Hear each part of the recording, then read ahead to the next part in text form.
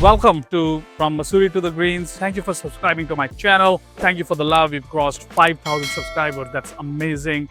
In 3 weeks, I couldn't be more thankful to each one of you. Today, we have a very interactive session. We're going to talk about our golf bag, and we have Matt Jordan, Master Golf Professional from the PGA of America. Matt, welcome. Abhi, thank you so much for the introduction. Thank you. Can you walk us through why a golf bag is important, and to my audience that plays cricket? In cricket, you have one bat. Here we have 14. So Matt, take it away. That's perfect. That's all we have to do is talk about that. You have a golf bag to carry all your golf clubs. So you have 14 golf clubs that are in the bag. It's pretty interesting why we need to have 14 golf clubs. So what's funny is that these right here are called woods because back in the old days when golf was invented, these were actually made out of wood. So what's great about these golf clubs is that each one of these clubs are used to hit the golf ball a certain distance. So here with the driver, this is the longest club, and our shortest club is our sand wedge. And you can see the difference here of the height of these. So basically, the longer the club, the further the golf ball goes. The shorter the club, the less distance it goes. I've got a sand wedge that's right here. So if I step on this, you can see on the shaft that where it's pointing, it's pretty high. It's pointing up in the air quite a bit. If I step on the 7-iron, it's not nearly as high, so it's going to go further than my sand wedge. Plus, it's a longer golf club. So this is why we have all of these different golf clubs in our golf bag, because we have different distances. When you're playing golf, you might have golf holes that are 550 yards, 600 yards, and then you've got these par 3, and those are par 5s. And then you have these par 3s that are maybe 100 yards or 200 yards or something like that. So you have all the variety of different golf clubs because they have these different heights that go on. The golf ball is part of our equipment too. Take a look at a golf ball. There's a lot of these dimples in here. And those dimples, these act as air pockets. So when the golf ball is hit, there's backspin, and these air pockets are helping the golf ball climb up in the air. If we didn't have these dimples, what would happen is the golf ball would act like a knuckleball and it would fall, and it doesn't fly that far. So back in the day, when golf balls were invented, it was gutta percha, and they looked like hacky sacks. And as soon as the golf ball was hit and it got more worn and there were some more grooves, they found that it went further. So that was the invention of dimple. Our golf clubs also, to help get loft in there, the actual club has grooves, these lines that are in here. And these lines are also helping with when the golf club hits the ball, that it kind of sticks to the face and starts that backspin. So it's really, really interesting, the technology that goes into these golf clubs. And in our shafts, we have shafts that are made out of steel or they're made out of graphite. I use graphite because I don't swing as hard as I can, and I need the golf ball to go as far as possible. So they're a little bit lighter, and they help me get the ball up in the air and they go as far as I can. And it looks like Abhi's got a putter here.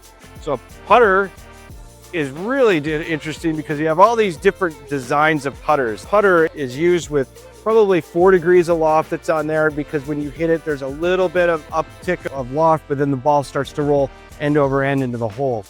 And in golf, as I said, with this driver, the longest club, I could hit that 300 yards. And with my putter, I can hit this 2 inches and they all count the same. It's one stroke. As a golfer and a player's journey, is it fair to say each golfer's bag is personalized to them? Like you could have different clubs and I can have different clubs, and we are still playing the same game. Absolutely. And as you start golf clubs probably don't mean as much to you until you start to get to a certain level.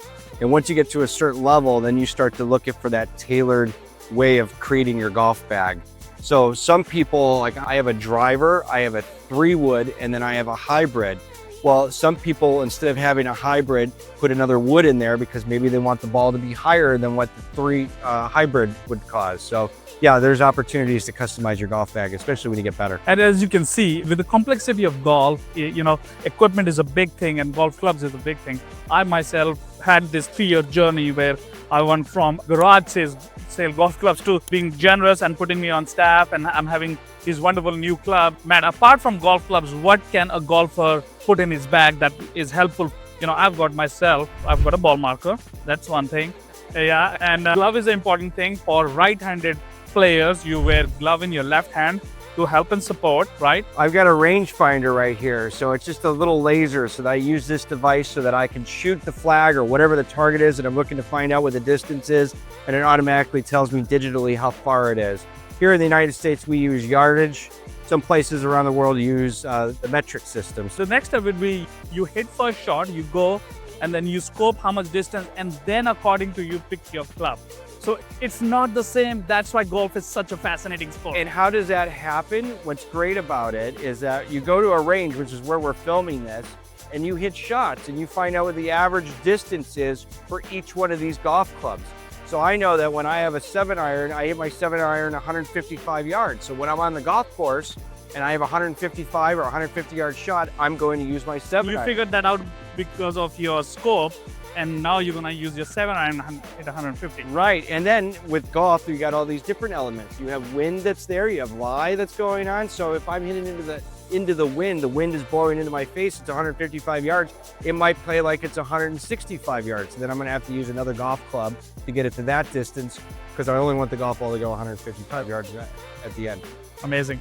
Two other equipment. One I would show this audience is when I hit my shot and the ball lands on the green, which we're going to talk about golf course in another episode. It leaves a divot. And in professional golf, even in amateur golf, the courtesy and the respect for the golf course is important. You go and fix your ball marks to make sure the golf course plays well, is taken care of, and is respected. Got the wooden tee. So I've got this tee that's here that helps me, because this driver that is very long and doesn't have that much loft. This one only has 9 degrees of loft. What I do to get the ball up in the air is I put my ball up on a tee. So this will go into the ground and my golf ball will sit on top of this tee. So that's something that's also used in golf. Amazing, amazing. I hope this episode was fun, interactive, and informative for you guys. Please subscribe to the channel if you already have not. Like the video, comment, and thank you to my great friend Matt Jordan. Thank you for having me. He's a master professional.